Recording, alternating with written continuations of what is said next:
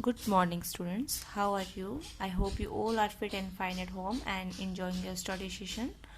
Students, हमने last video में हमारी जो हिंदी की बुक है कृतिका, इसका फर्स्ट चैप्टर आ गई बहार रीड किया था। ये एक पोएम थी, कविता थी, जिसमें जो सावन का जो महीना होता है, जिस दौरान बारिश होती है, तो उस दौरान हमारे आसपास के एनवायरनमेंट के अंदर जो जो भी चेंजेस होते हैं उस बारे में ये कविता थी। ठीक है, और हमने इसके वर्ड मीनिंग भी क्लियर कर लिए थे।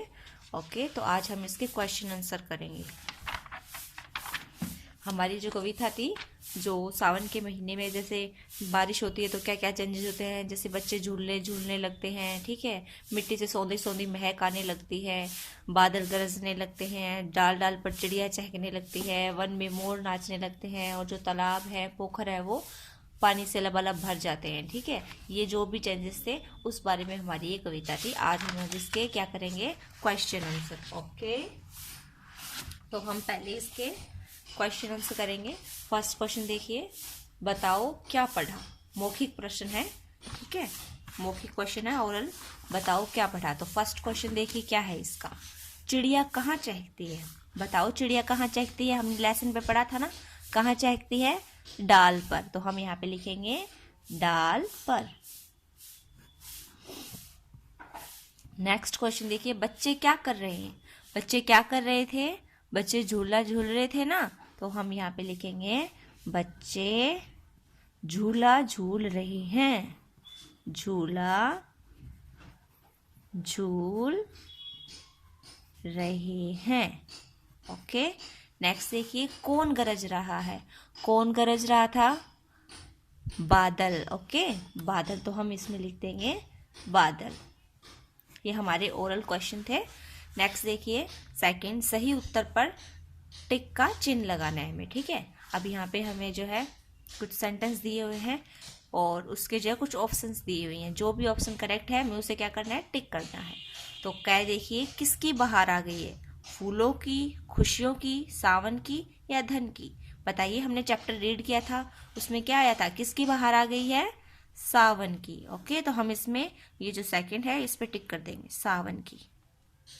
नेक्स्ट देखिए, वन में नाच रहे हैं। क्या नाच रहे हैं, बच्चे, वृद्ध, देवता या फिर मोर। कौन नाच रहे हैं, मोर। तो हम क्या कर देंगे, मोर पे टिक कर देंगे।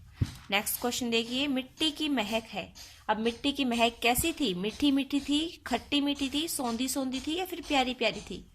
जी, सौंधी सौंधी थी। ओके, तो हम इसे टिक कर देंगे। तो ये हो गया हमारा second question complete. Third question देखिए, कविता की पंक्तियां पूरी करो।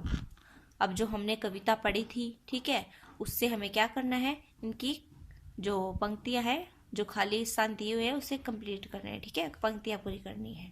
तो देखिए क्या कविता थी हमारी, रिमझिम रिमझिम पड़ी फुहार। तो हम यहाँ पे लिखेंगे रिमझिम रिमझिम पड़ी फुहार। नेक्स्ट लाइन क्या थी, की आ गई बहार। किसकी आ गई बहार, सावन की। तो हम लिखेंगे सावन की आ गई बहार। लगे झूलने बच्चे झूले। तो इसमें हम लिखेंगे बच्चे, बच्चे झूले। डैश बढ़ाकर फूले। यहाँ पर क्या था, लंबी पैंग बढ़ाकर फूले, लंबी पैंग बढ़ाकर फूले। मिट्टी डैश मिट्टी महके। मिट्टी कैसी महक रही थी, सौंधी सौंधी। तो हम यहाँ पे लिखेंगे सौंधी सौंधी मिट्टी महके। नेक्स्ट देखिए, डाल डाल पर चिड़िया चहके। तो हम यहाँ पे लिखेंगे चिड़िया, चिड़िया। ओके,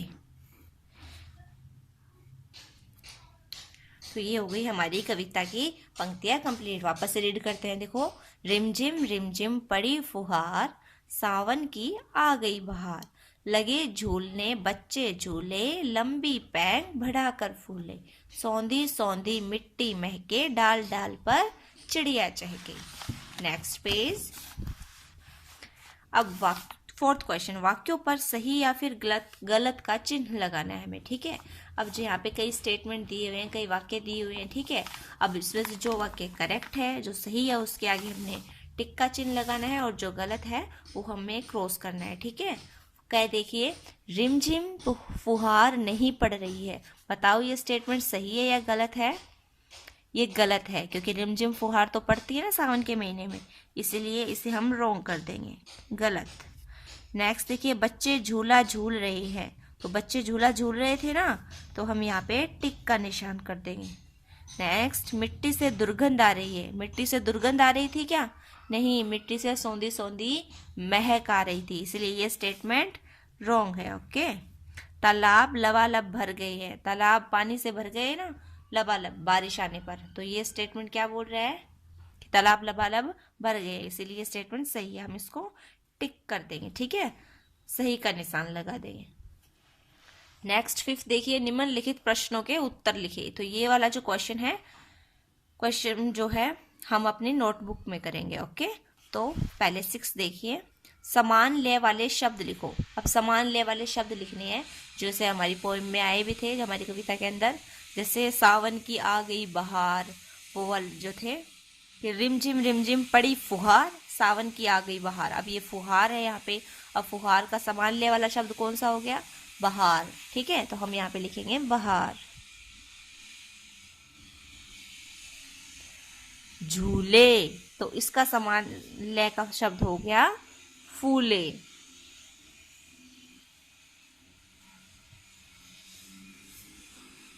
देखिए, महके, महके का जो समान लय वाला शब्द है पोएम के अंदर दिया हुआ है, महके का चहके, चहके, ओके।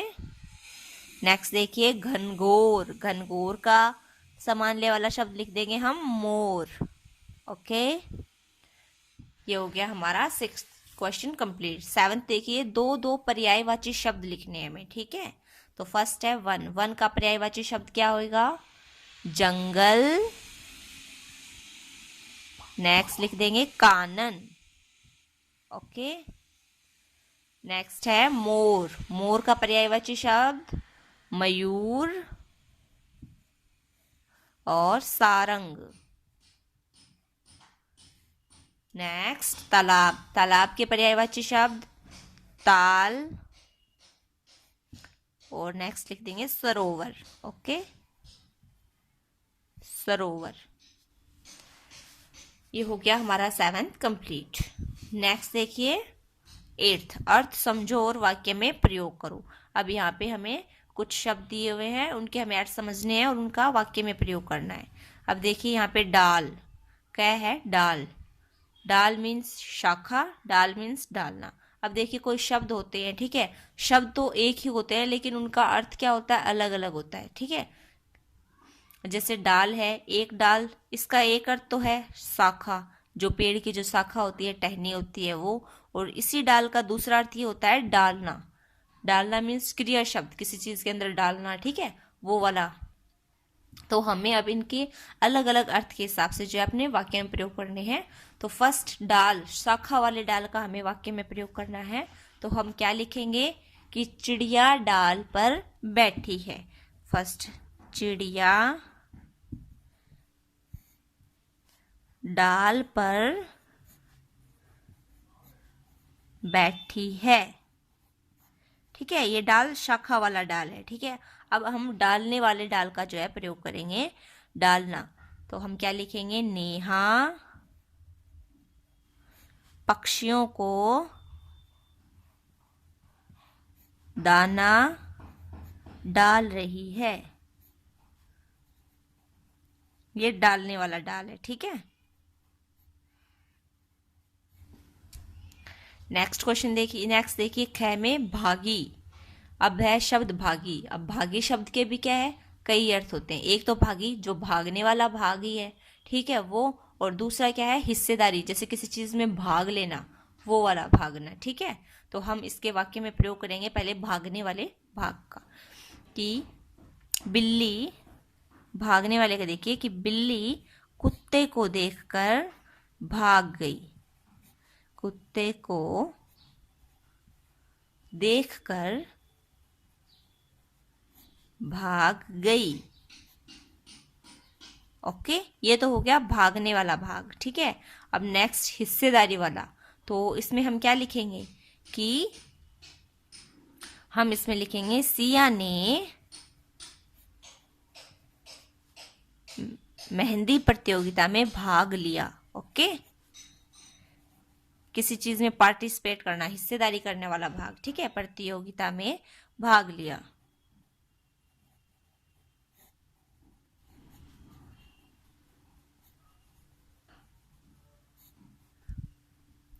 तो ये हो गया हमारा लेसन कंप्लीट। इसके क्वेश्चन आंसर कंप्लीट हो गए। अब रहता है हमारा 5th क्वेश्चन, निम्नलिखित प्रश्नों के उत्तर लिखो। तो इसका फर्स्ट क्वेश्चन देखिए क्या है कि कविता के अनुसार बारिश आने पर क्या क्या हुआ। तो कविता के अनुसार बारिश आने पर क्या क्या हुआ था। देखिए, बारिश आने पर बच्चे झूलने लगे, मिट्टी से महक आने लगी, चिड़िया चहकने लगी, वन में मोर नाचने लगे तथा तालाब पानी से लबालब भर गई। ओके, नेक्स्ट क्वेश्चन, कौन बेहाल होकर भागी। तो इसका आंसर क्या था, जब बारिश आई थी तो क्या हो गई थी, आसपास ठंड हो गई थी, इससे क्या हो गई थी, गर्मी बेहाल होकर भाग गई थी। तो हम लिखेंगे बारिश आने पर गर्मी बेहाल होकर भाग गई। ठीक है, नेक्स्ट क्वेश्चन देखिए, पोखर ताल कैसे भर गई। अब पोखर ताल कैसे भर गए थे, बारिश आने पर पोखर ताल पानी से लबालब भर गए। ओके, फुहार पड़ने पर बच्चे झूलने लगे। आप क्या करते हो बताओ। अब इसमें पोएम में दिया था कि फुहार आई तो बच्चे क्या करने लगे, झूला झूलने लगे। अब वैसे ही बारिश आने पर आप क्या करते हो, ठीक है, तो वो लिखना है। तो आप अपनी मर्जी से भी लिख सकते हो। ठीक है, मैंने लिखा है कि बारिश आने पर हम बारिश में नहाते हैं तथा खूब मस्ती करते हैं। ओके, नेक्स्ट क्वेश्चन देखिए, मोर कहाँ नाचा। अब मोर कहाँ नाचा था, वन में नाचे थे ना मोर, तो इसका आंसर हो जाएगा वन में। ओके, सो आज का हमारा ये लेसन कंप्लीट हो गया। ये जो क्वेश्चन आंसर है आपको अपनी हिंदी की नोटबुक में करने हैं और साथ में लर्न भी करने हैं। ओके, और ये जो बुक वर्क है आपको अपनी बुक में कंप्लीट करना है। Okay, so that's all for today.